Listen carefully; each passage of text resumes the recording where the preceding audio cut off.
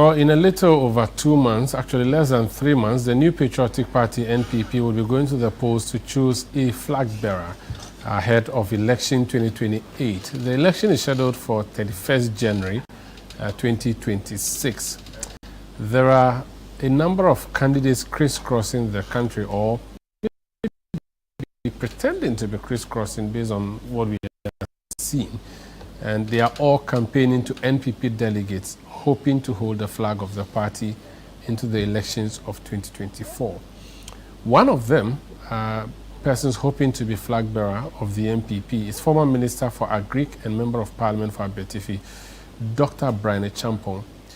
Today on Face to Face, we are going to touch base with his campaign to see what message he's sending to delegates, how the delegates are receiving these messages, and why he even thinks that he stands a chance to be flag bearer and eventually president. I am Umaru Sanda. Welcome to Face to Face.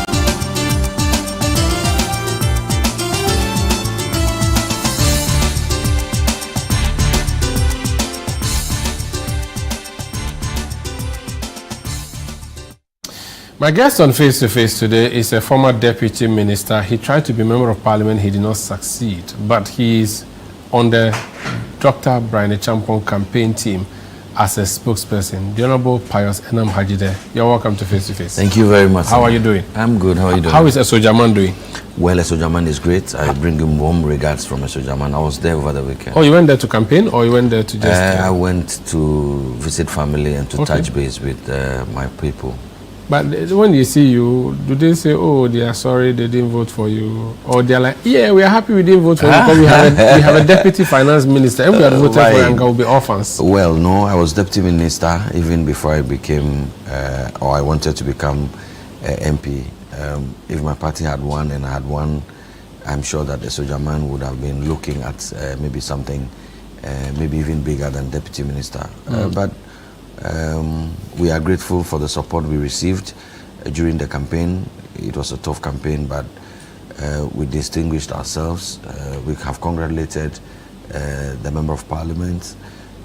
Now it is his job to ensure that what we wanted to do for our people, to bring a Sojaman up to levels that I believe that we should get. If you look at the God-given potentials, the natural endowments of Esojaman, I dare suggest that we are lagging far behind, and there is enormous potential.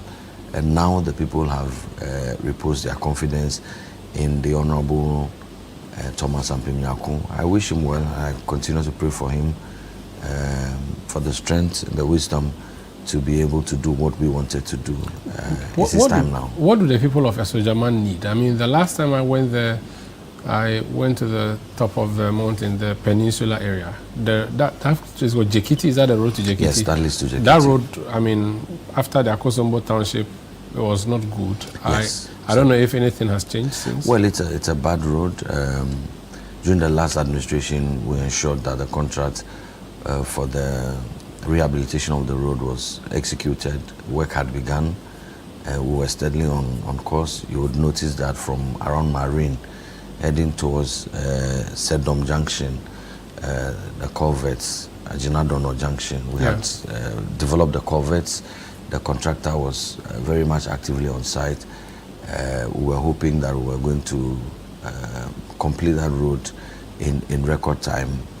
I think that just like it had happened with many other contracts, the impact of the COVID-19 and its implications on the finances of the state delayed the execution of the project for some time.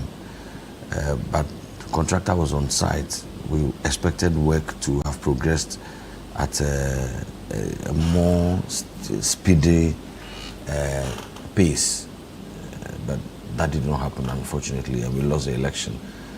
The last time I used that road, the contractor was not on site. I haven't used it in a couple of months.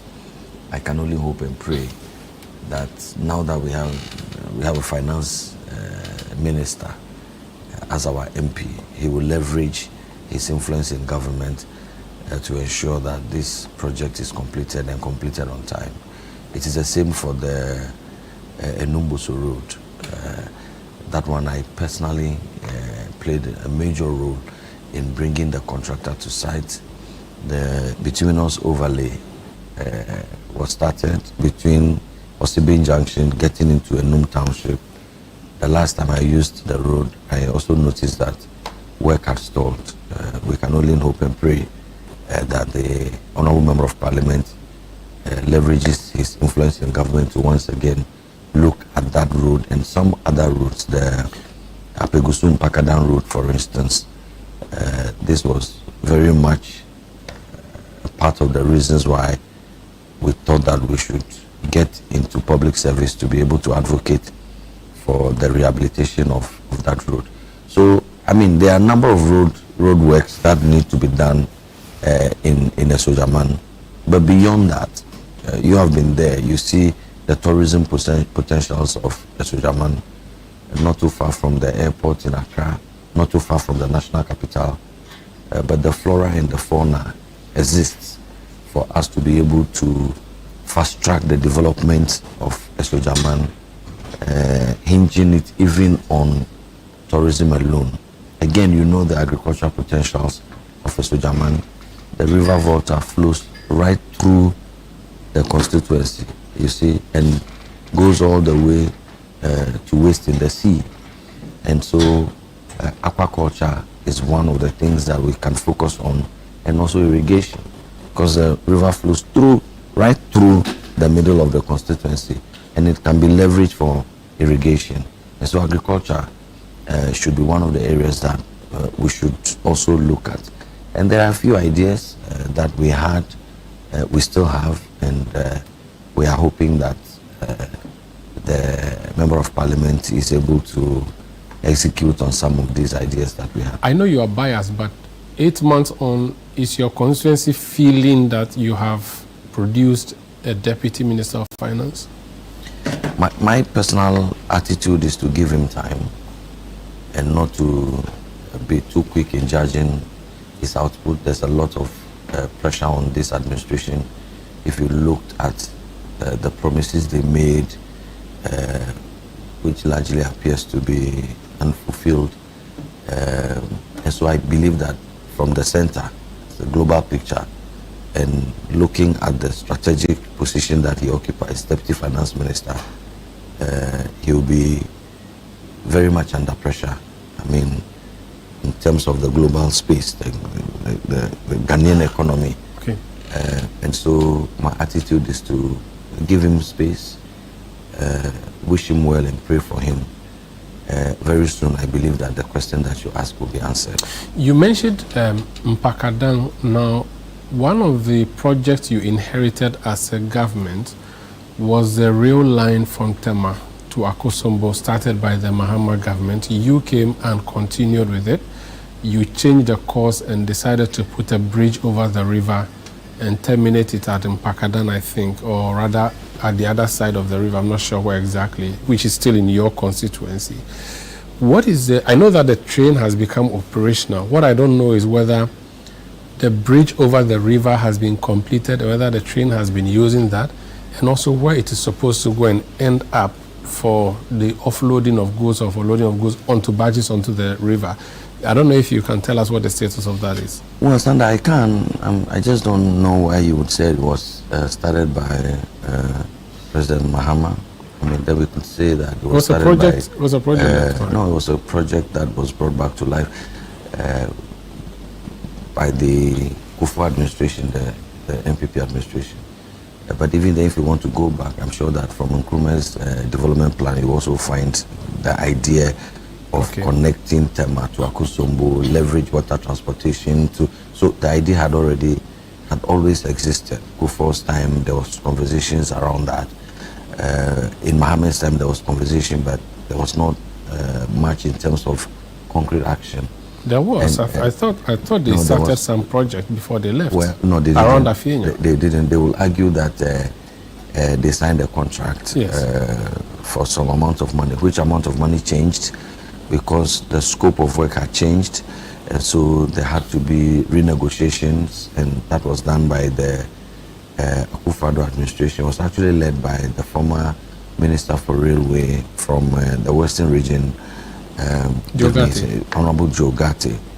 The engineering was problematic in the conception of the previous NDC regime, and that's why I'm saying that we should probably delineate and differentiate between what they wanted to do and what we wanted to do. They were going to take the rail line into Akosombo. They were going to cut into the rocks, and that would have been an engineering disaster. The dam could collapse. The Akosombo Dam, which is a major, it's a mainstay of our hydro power generation capacity in this country.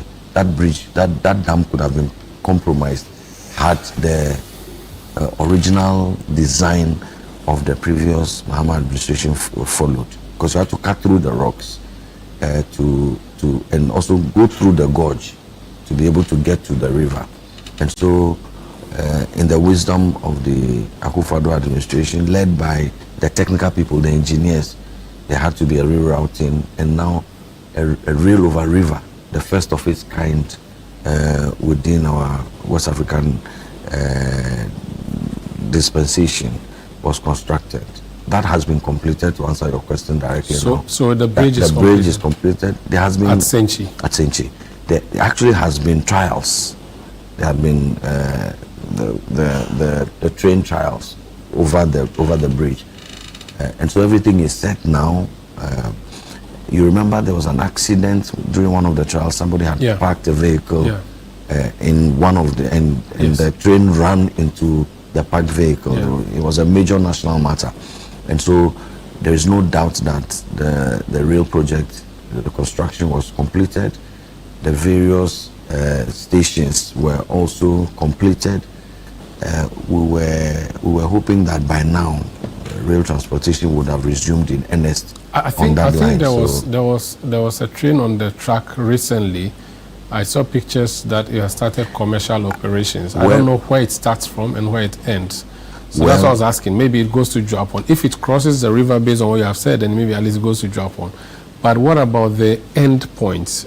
Do you know that one is in your constituency? Yes. Do you know whether that has been finished and whether? Well, the whole idea is to do. There's a mini port that's under development in Mpakadan. The idea is to leverage water transportation to be able to send some of the heavy goods that normally would ply the road through Kumasi, Techiman, Tamale.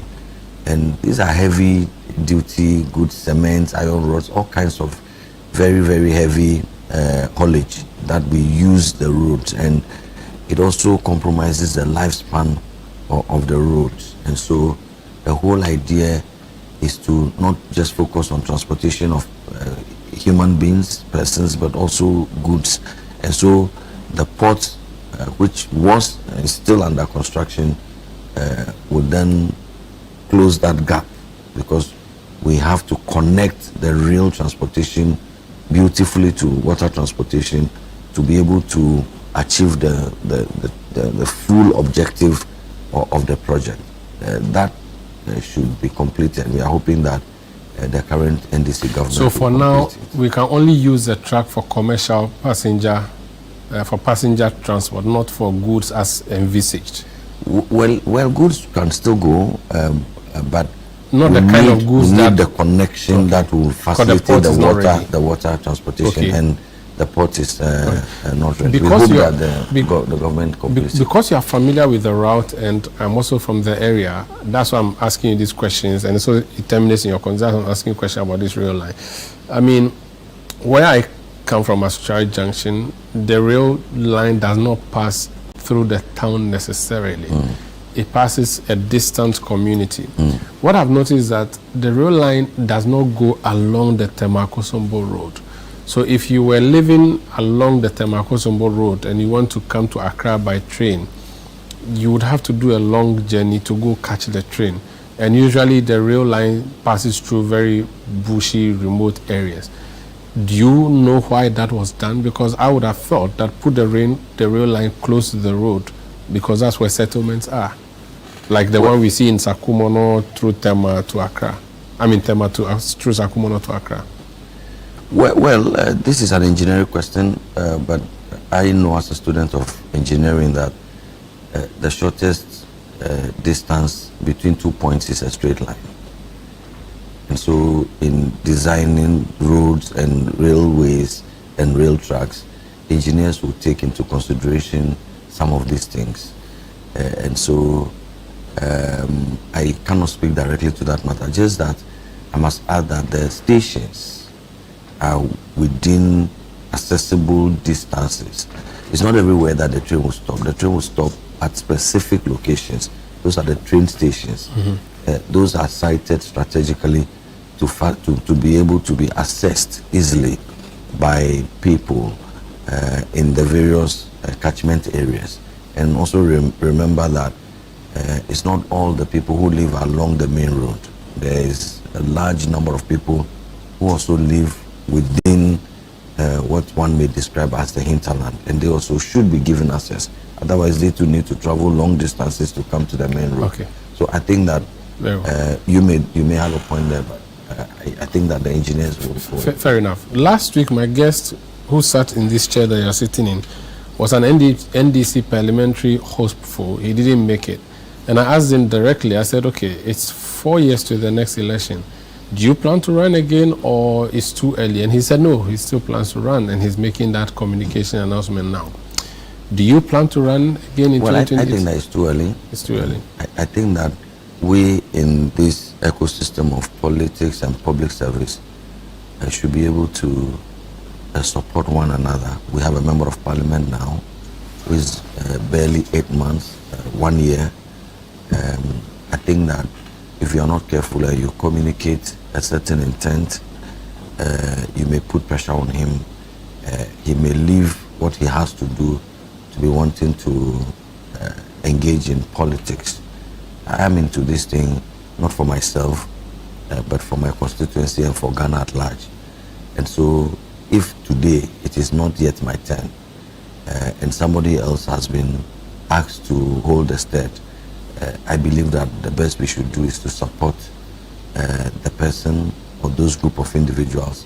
We can criticize them, and they must be open to accept criticism with conduct and take it as feedback to impact their own planning and programming and delivery. But I think that it is early days yet. What we should need to do is to support the people who have the mandate at this point, give them time. In due course, we shall assess their output and compare it with our own vision and our own plan. And if there is a gap and we believe that we could do better, then you probably would want to announce. But if you get at them right now, then it's too early. Yeah. Very well. But what is not too early is the flag bearer race, and my guest is going to talk to us about why he's supporting Dr. Bryan Acheampong in the NPP's internal race. This is Face to Face on ChannelOne television. My guest, Pius Hadzide, former Deputy Minister, former CEO, former NPP parliamentary candidate for Esojaman. I'm Umaru Sanda. This is ChannelOne television. We'll return with more. Please stay with us.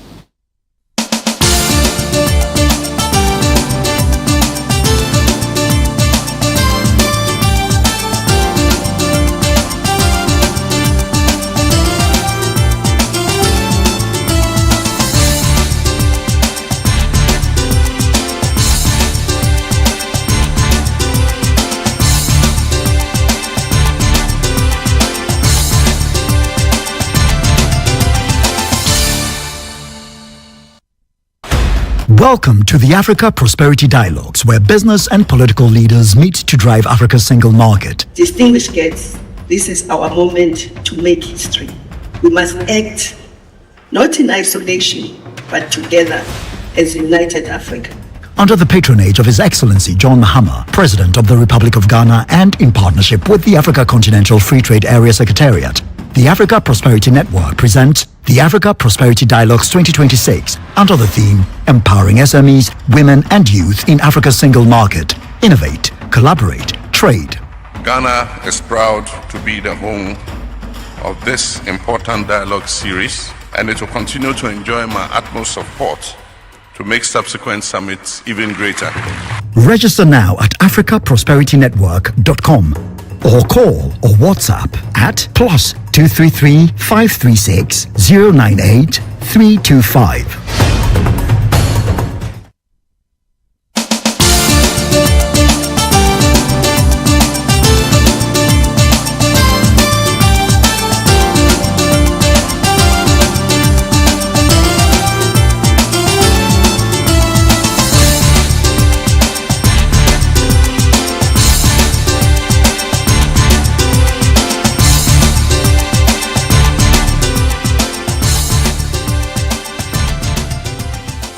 You're welcome back. This Face to Face on ChannelOne television. My guest is Pius Hadzide, spokesperson to Dr. Bryan Acheampong. So, why Dr. Bryan Acheampong in the race of what, 6 people? Five, yes. Why did you choose Dr. Bryan Acheampong to be the one to support? Well, let me begin by saying that all the 5 distinguished gentlemen who have put themselves forward qualify to be presidential candidate. But I believe that there is one whose marketability stands out and somebody who will get us to where we want to get to in the shortest possible time, i.e. 2028. And that person is Dr. Bryan Acheampong. I believe, for instance, that there's so much tension and friction within our rank and file, which we can trace to the 2023 presidential primaries and its antecedent campaigns. You remember the showdown situations, and you remember the allegations that have been made that certain individuals, their commentary, their actions also accounted for our loss. And so to any honest MPP person, any fair observer, the tensions appear to be between the former Vice President and our former flag bearer, His Excellency Dr. Mahmoud Bawumia, and his most serious contender in the 2023 presidential primaries, the Honorable Kennedy Acheampong. And so you continue to monitor commentary that is coming from even senior members of our party, including regional chairmen.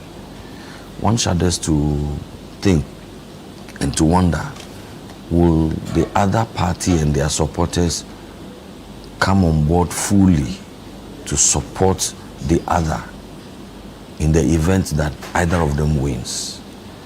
And I've come to the conclusion that the probability may be there, but very low. So you see Dr. Bryan Acheampong as a compromise candidate? As a compromise candidate, as a strategic candidate, somebody who does not have any issues with the Dr. Mahmoud Bawumia camp. He has not promised any showdown. He does not have a problem with the Kennedy Acheampong camp. He has not accused them of being the reason why we lost the 2023 campaigns. And you see, there are traditional lessons that we have picked from home. Sometimes when 2 children are fighting even over a toy or something, it's in contention, sometimes you find that the parent comes and just takes the toy from the both of them, and calm is restored and sanity is brought back. I think that one of our strategic limitations, one of our critical needs is unity, peace and discipline within our ranks. And I have looked at all of the distinguished men who have expressed an interest, and I've come to the conclusion that the person who can really and truly unify this party in the shortest possible time to be able to confront the NDC with an effective campaign, a united party campaign, is Dr. Bryan Acheampong. But you're not crying wolf where there is none. This same Dr. Bawumia and Ken Acheampong contested when the party was in office. That was when we heard the comment of showdown. Ken Acheampong lost, Bawumia won. The party didn't break up or disintegrate. It was a healthy internal contest. Why do you think the same thing cannot happen this time? You may be observing from afar. Disintegration is extreme. We do not wish that even on your worst enemy. But the reality is that if you speak to our party people, our abysmal performance was partly due to the apathy that arose in the party, which some of us have linked to the manner in which the primaries was conducted. And I believe that we saw the losing candidates follow Dr. Bawumia on the campaign trail, and they pledged their support, and we saw that happening. So, well, Sanda, I'm saying that we can play the ostrich and bury our heads in the sand and pretend that there was. Is that problem. What I just did? Well, but I'm not sure if first of all you are a member of the party or that you understand the workings of the party too much. But I observe. I don't want to push you from afar. For some of us, it is lived experiences. We are there, and so the party rank and file, the polling station people, the electoral area coordinators, the constituency executives, we know what's happened. We know. But did they say that this apathy was as a result of one person losing or another? The apathy was as a result of many things, including tensions and frictions within our ranks. Was that a huge reason? It was a huge part of the apathy. And so you had instances where people went out to say things that really and truly some of us would not want to repeat on national television. And we know. But my point is that, so we didn't see Kennedy go. I mean, the only person who left was Alan Chairmantin. And so that's an example. That's an example that you just brought. And I'm saying that there are things that voters, the MPP delegates, can do today to prevent that kind of situation. And I'm saying that Dr. Bryan Acheampong has no challenges with anybody. And so for him to be the fulcrum around which the party unites is a given. Okay. Nobody will have any challenges. Okay. I don't want to get into the ifs and whens and whats and then risk it and lose it. No, okay. I don't want to do that. But if his biggest trump card is that he's the one who is a middle ground, you can't, if that's you go left. Biggest. I was going to give you a little. Okay, so I'm saying that if that's a trump card to celebrate or talk about, then you have Kwabena Acheampong. He doesn't also support either of the two. That is true. And he could also come around and say he's a middle candidate or the compromise candidate. That is true. So that campaign you can actually also say the same for maybe the Honorable Educhum. Yes, so that's what I'm saying. Yeah, so that's what I'm saying, that it is not just that. Okay. There are many other considerations that so his personality would matter. Let's talk about his personality first. Then for instance, he's the youngest of all of the five, and it is a researched position that as we enter into these elections, young persons want to vote for younger people. Researched by yes. Well, you can even check from a young person on the ballot the last time. You can even check from Mr. Musa Dankwa, for instance. He will say to you, when he posed the question to young persons. Do you believe Musa Dankwa now? Well, your party was poo-pooing and laughing at him. I've never poo-pooed mocking him. No, I've never poo-pooed any post. I've always said that these polls are feedback. We should take it as feedback. But I also do know that sometimes these polls can be used as psychological operations. And I said that I did not, when you spoke to me, I did not understand exactly what the methodology of Musa Dankwa was relative to that specific poll. I had to take time to read the literature to find out the methodology, the sampling, the sample size, and so on, to be able to come to a conclusion. So I take polls seriously as feedback, whatever they may be, because we also do our own polling, and we have to do a basis for comparison. So your belief is that young people want to vote for a young person? The young people are inspired by young people who have achieved, and Dr. Bryan Acheampong, without that, has achieved. Look, he has created enormous employment opportunities for the young people of our country. That's what they attribute to Kennedy Acheampong. Well, if you're looking at that, and it is a plus, but we have a situation where Dr. Bryan Acheampong has done more. Where? In which industry? In the building industry, for instance, real estate. If you come into this country, you're looking at the first three big real estate agencies. You will hear of the Roho Construction Group. What construction group? Roho. Roho. Belongs to Bryan Acheampong. You come to, yes, it does. You come to the IT space, the biggest software development house in Ghana, into IT. Belongs to Dr. Bryan Acheampong. Okay. 1.2 million public and civil servants use his software on a daily basis, not just in Ghana, across the whole of Africa. 8 million people use his software, the handiworks of his Into IT company, on a daily basis. If you come into the hospitality space, the man owns the biggest and most ambitious hospitality program in the whole of Africa. The Rock City brand, the largest hotel by room in Africa, belongs to Dr. Bryan Acheampong. Was this particular one not tainted by the scandals of the hotel purchase last year or 2 years ago?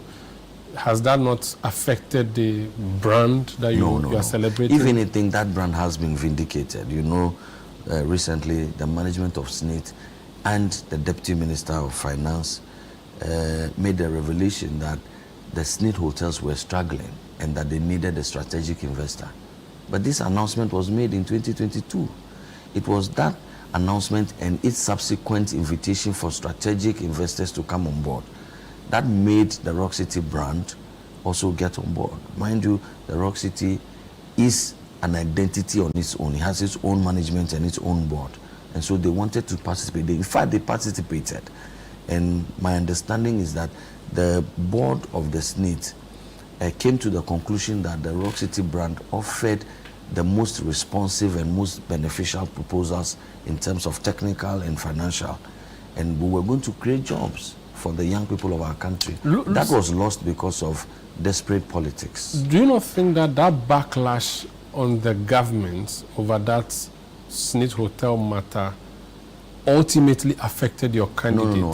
I mean, you should know, and I've heard many discerning people reading between the lines and came to the conclusion that this was political propaganda. The exercise that my brother Sami Okujetu and Co were engaged in. What was amiss? That the strategic investor, they would have wished that he went to a Chinese or a Lebanese. I mean, I don't understand. You are doing well, ChannelOne TV. You are doing very, very well. It's a Ghanaian brand. Is that correct? Mm-hmm. We should disabuse our minds of a certain slave mentality, and that suggests that the Ghanaian cannot do it. Why can a Lebanese come and own and manage, partner, and run our hotels profitably, but a Ghanaian cannot? I mean, that's slave mentality. I think, on the other hand, Dr. Bryan Acheampong should be celebrated for wanting to invest his monies to creating jobs and impacting the economy in Ghana. So if he did so well you've mentioned the real estate sector, you've talked about IT, you've talked about hospitality industry. What other there are areas has he built businesses 13, and jobs for which people there are 13 companies to his credit, but 13 companies to his credit, but these three are the most known and talked about. And I'm talking about huge projects. I just mentioned to you hospitality program, not just in Ghana or West Africa, but the whole of Africa. Well, he owns hotels in other African countries? I'm saying that the most ambitious hospitality program is in the whole of Africa. Is a Ghanaian brand. That's the Rock City brand. So these 13 companies, have you done a costing or estimation of how many people he employs? I know that Dr. Bryan Acheampong pays between 2,000 and 3,000 people on a monthly basis. So over 2,000 people under his employment. Correct. In private capacity. And that is an inspiration to the young people, because mind you, one of our key concerns as young people of our country is jobs. And we believe that if somebody has been able to conceive big ideas, and not just conception, but actually is able to implement through discipline, to be able to achieve tangible results, that inspires hope and assures the young people of our country that given executive power, given the power of the state that could be leveraged to impact the young people of our country. But again, he has enormous record in public service. 4-term member of parliament, several ministerial portfolios has he occupied. So apart from private service, entrepreneurship, even in the public space, he is not a novice. You can discuss his output at the Agric Ministry, for instance. We'll come to agree, but so these 13 companies, did he use the state to set them up? No. Because he couldn't have. He was accused of using state machinery to buy state-owned property. No, but now that I mentioned 13, people will start thinking, okay, he was in power for so many years. Doesn't mean that he used the state to benefit himself. No. The Rock he City started brand, this from secondary school, from university. The Rock City brand, for instance, was started even before the NPP won power in 2016 and formed government. Somewhere in 2008 was when the Rock City brand was started. When NPP was in government? He was not in government at the time. And the Kufuor, he was not even in government. He was a young entrepreneur doing his business. You understand? So, I mean, even within the last 8 years, I'm not sure if Dr. Bryan Acheampong has received a contract from the government. I'm not sure. He has not received? I'm not sure. No, I'm not sure. Because he was the one giving contracts out as a minister. Well, but yeah, so as a minister, he was responsible for a specific sector.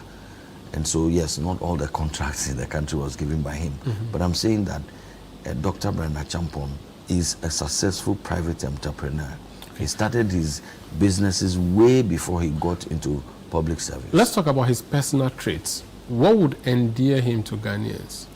The fact that he's very humble, he's focused on his goals, he's a deliverer. He conceives big ideas, and he's able to discipline himself to be able to go through the rigorous implementation process to achieve results. He's a disciplinarian. He will joke with you all right, but when targets are set, they must be met. He's a disciplinarian. If I may, he is the no-nonsense type. And so I think that anybody who's worked closely with Dr. Bryan Acheampong knows that he's a go-getter, knows that he's very consultative. He's not a dictatorial at all.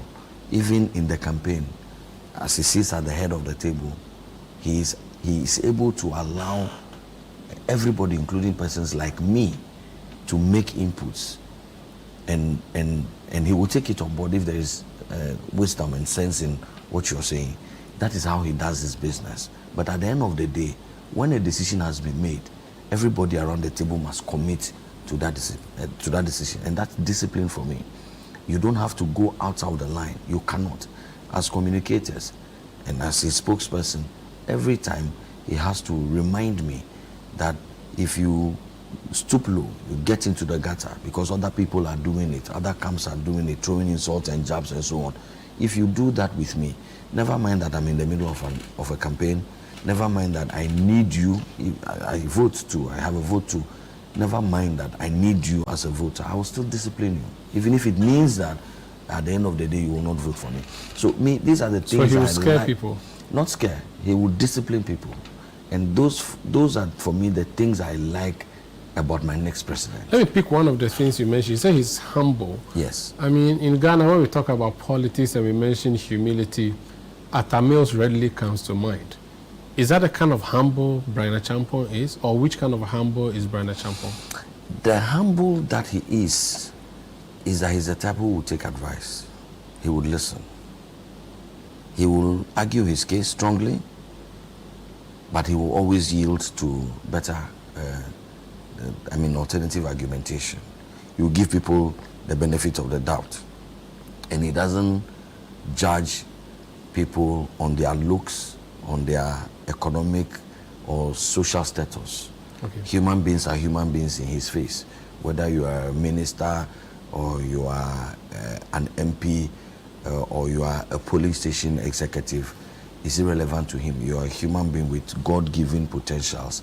He will engage you at your level. Okay. And so this is his first time. There are others who have gone in the past. Why should he be chosen Because he will win for us the power in 2028. Even though there are others who have been there in the past. Yeah, but yeah. Who have shown good potential, taking you to I'm not sure about good potential because we can discuss good potential, but in 2024, for instance, we had an unprecedented loss.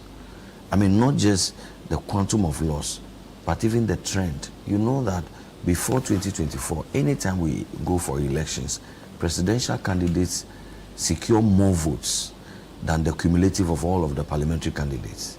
That was what happened in Kufuor's time. When Kufuor stood in 96, in 2000, Kufuor had more votes than all the NPP parliamentary candidates put together. When Akufo-Addo came, Akufo-Addo had more votes than all the NPP parliamentary candidates put together. For the first time, NPP parliamentary candidates put together had more votes than the NPP presidential candidate. You take my sister, Honorable Esiama Dokwa, her constituency. She lost about 5,000. As she was mourning her loss, 5,000. We realized that the presidential candidate lost 11,000 in that same constituency. So, you see, if it was just an MPP problem, the presidential candidate would have also lost by 5,000. There were other considerations. So the candidate was a problem for you in 2024? Well, there were other considerations. I mean... So if there are other considerations, fix those ones and repeat the candidates. Umaru, and I'm saying that, I'm using my words carefully, but the NPP people know, the delegates we are engaging, this is national television conversation. It's not everything that I'll say to you. But if you have a candidate, a presidential candidate score or lost by 11,000 as against his parliamentary candidate who lost by 11,000, that's not normal. That's not okay. Something has to be asked. Some questions will have to be asked. But there are places where parliamentary candidates win, their presidential candidates lose. Well, in our country, in our context, that's not been the trend. And I just discussed the trend with you. There were, in the 2024 elections, I've heard people from Dr. Mahmoud Bawumia's camp argue that we want the presidential candidate beat some parliamentary candidate, I think in about 5 or 6 constituencies. But the details they don't share with us. If you take, for instance, Asin, the honorable member in Tim Forjo's constituency. Asin South. Asin South. And if you take Gomwa, where the former gender minister, Cynthia Morrison, was MP, there were NPP independent candidates. Cynthia Morrison, for instance, went against Chris Atta. Chris Atta had won the NPP primaries, and Cynthia Morrison was not happy and went independent and pulled votes from Chris Atta. So that is an outlier, and that can be explained.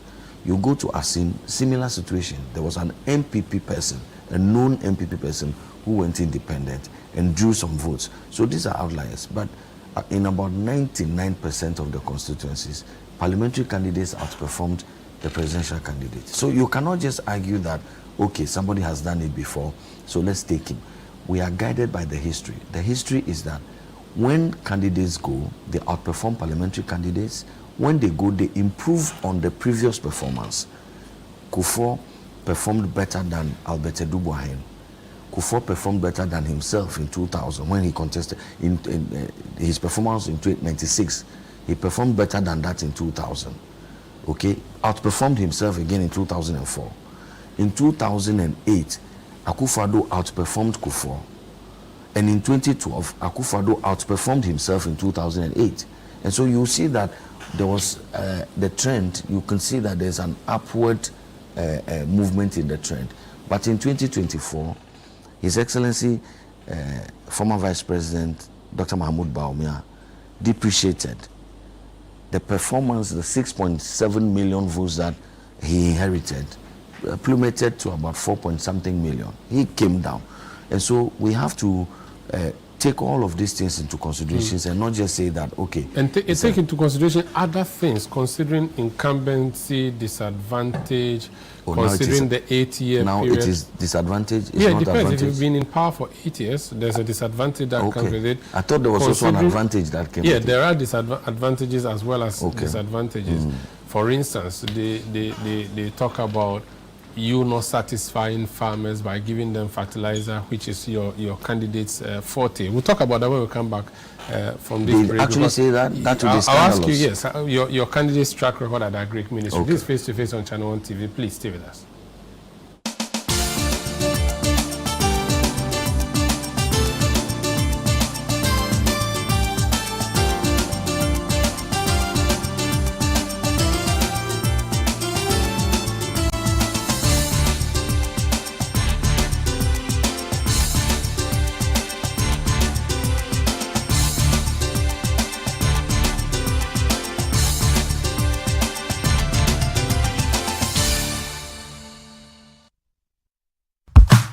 This November, something amazing is coming to Accra. Are you a farmer with fresh produce? Are you into fish farming, poultry or livestock? Then get ready for the November edition of the AgriFair 2025.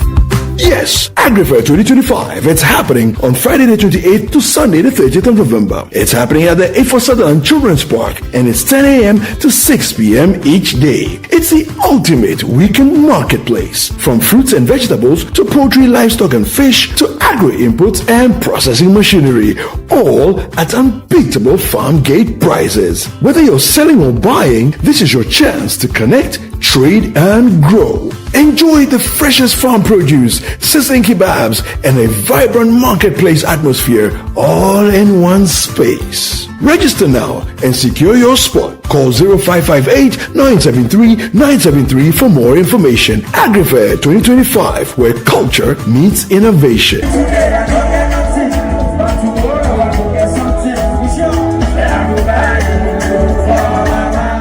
AgriFair 2025 is powered by ChannelOne TV and 97.3 City FM and is proudly sponsored by Horticulture Business Platform, Development Bank Ghana, Legacy Crop Improvement Center, Gressol, and the Ghana Exim Bank.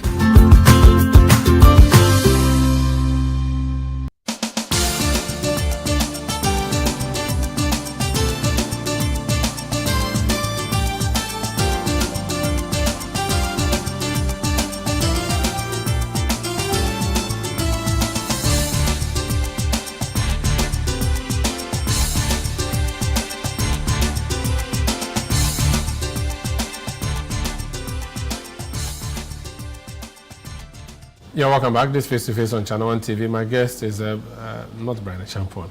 My guest, Pius Hadzide. He speaks for Bryan Acheampong on this MPP internal race.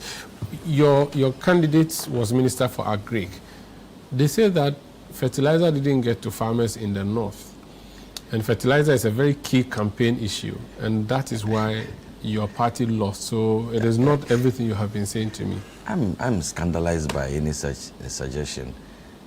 This is not the first time we had won elections. We are hoping to win in 2028 as well. I'm sure that by 2028 we'll be able to share fertilizers to be able to win. I think that that's a very defeatist comment. You'll be able to win in 2028 if this government doesn't share fertilizer. Oh, so the basis upon which parties win or lose is sharing fertilizer. They say it's a very key thing.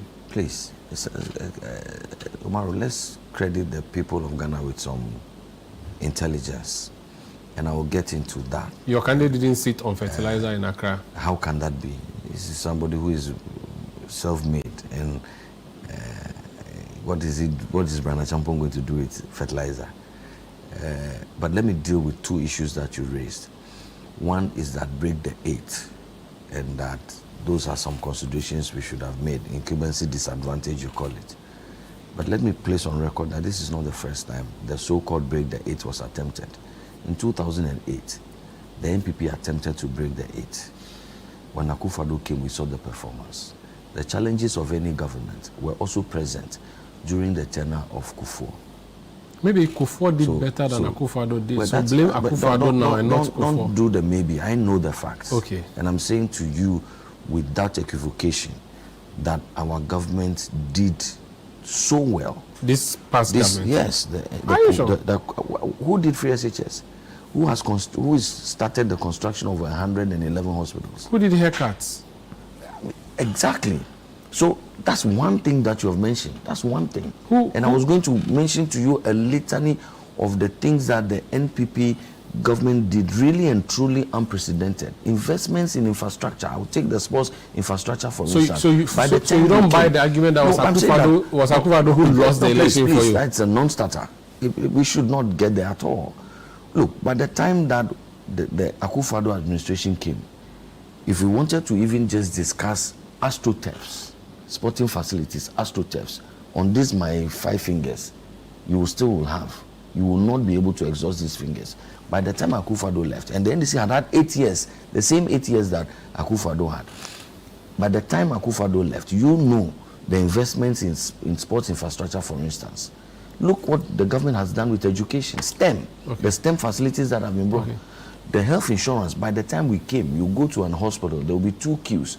People who are prepared to pay and the health insurance card holders. You know this. You have been reporting this consistently. Let me bring you back. So I want to talk about your candidate's track record at the Agric Ministry. I'll come to that. The point I'm making first is that when we tried to break the 8 the first time in 2008, and you nearly did. NDC did not embarrass us this way.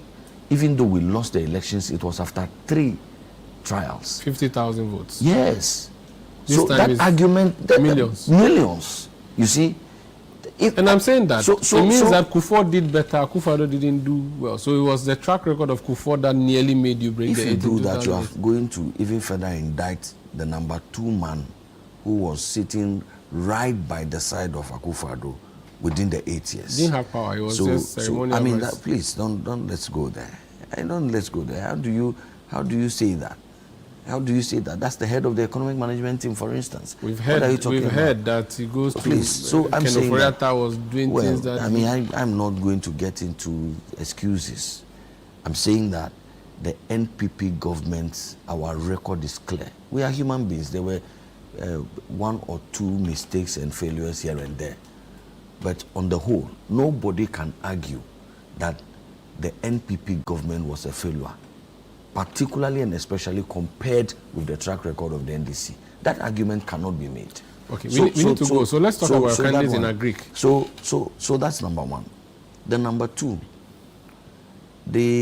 as far as I know, the minister responsible for agriculture has an intervention to mitigate the impacts of the dry spell, thought about the Ghanaian farmers, imported fertilizers into the country, and distributed those fertilizers to each and every single region across this country. The minister's job is not to go and carry fertilizers and be distributing it to farmers. That's a job for the local decentralized structures of our governance system, assemblies and so on. So if for one reason a district did not distribute the fertilizers or distributed them late, it is only in desperation of the highest order that will make somebody put the blame on the sector minister. Sanda, is it your understanding that it is the minister who should come and distribute fertilizer in the Sojaman? When the fertilizers go to a Sojaman, my district chief executive led the distribution. I was there, I saw. Okay. So I don't know what people are talking about. I have one question for you, and I'm not going to answer the question you asked me, but rather I'm going to ask you a question. Talking about indictment. But what question did I ask you? No, you are asking me about the fertilizer thing, which I can't answer. But I'm saying that on indictments that you've talked about, your candidate is a sitting member of parliament. Correct. When we saw MPs endorsing a candidate, we didn't see a huge number of MPs endorsing him. If his own peers don't trust him, why should MPP delegates trust him and by extension Ghanaians? His peers are the MPP members and the delegates. The MPs are his peers. No, I'm telling you. If you say, is he not an MPP person? Yeah, but if they say that to be judged by your own peers, yes, my peers would be journalists. Bryan Acheampong's peers would be his MP colleagues. Well, I'm saying that I see myself as a peer of his. Okay. I'm not an MP.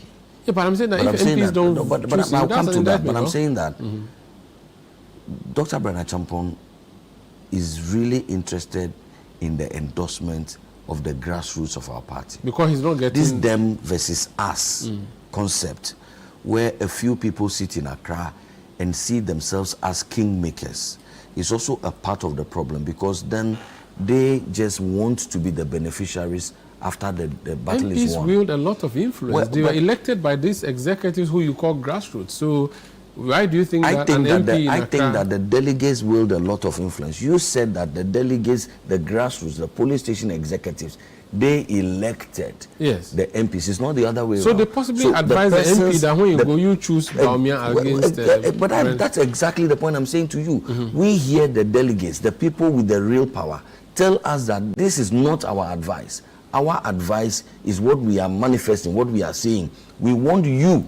Let our MPs stay in Accra, tickle themselves and laugh. Let them probably go and what should I say? Negotiate a certain benefit package. Is that what happened? But I'm not. This is what the delegates tell us. They tell me. So I'm not worried at all. There are over 220,000 individuals who are going to vote, including me. Each one of us has one vote. Even if all the 87 MPs decide that they are going to vote for one candidate, and over 200,000 delegates, police station, electoral area coordinators, constituency executives decide they are going to vote for the other, who will win? So I'm not worried at all about this. We need to go, but January 31st, 2026, you are sure you're going to win, or you're just testing the waters? We are winning. There's no question about testing the waters. We are doing this for party and for when country. you wake up in the morning, look yourself in the mirror, you believe that your candidate will win. Everybody who has engaged with our candidate knows that he is the candidate to beat the NDC in 2028. And they tell us, we have been around, we've been to Greater Accra, we've been to Ashanti, we've been to Eastern. The polls don't show that you are doing any well. You're always No, the polls show that. No, the polls didn't, the polls didn't show this until Dr. Bryan Acheampong stepped out. Today, you speak to the pollsters. The last time I saw polls from Mr. Musa Dankwa, for instance, I have seen his polls. Your candidate is no. I'm saying the last time I saw in Greater Accra, he was neck to neck with two other persons. Okay, in Ashanti region, he was in the lead. Are you sure? In Eastern region, he was in the lead. Maybe you're looking at different Musa Dankwa. Maybe if there's a fake account called Musa Dankwa. No. I follow these things too keenly. But I'm saying that polls are just feedback for us. We are also conducting our own polls, but the mother of all polls will be conducted on the 31st of January. But take it from me, Sanda, that the party people are really and truly hungry for power, and they know that the person who has the time, the energy, and the resourcefulness to execute a rigorous campaign capable of unseating the NDC is Dr. Bryan Acheampong. Thank you so much for joining us, and wish you all the best. Thank you for having me. That's Pius Hadzide. He is a spokesperson of the Dr. Bryan Acheampong campaign. This has been Face to Face on ChannelOne Television. I'm Umaru Sanda. We will return next week with more. Please stay with ChannelOne TV.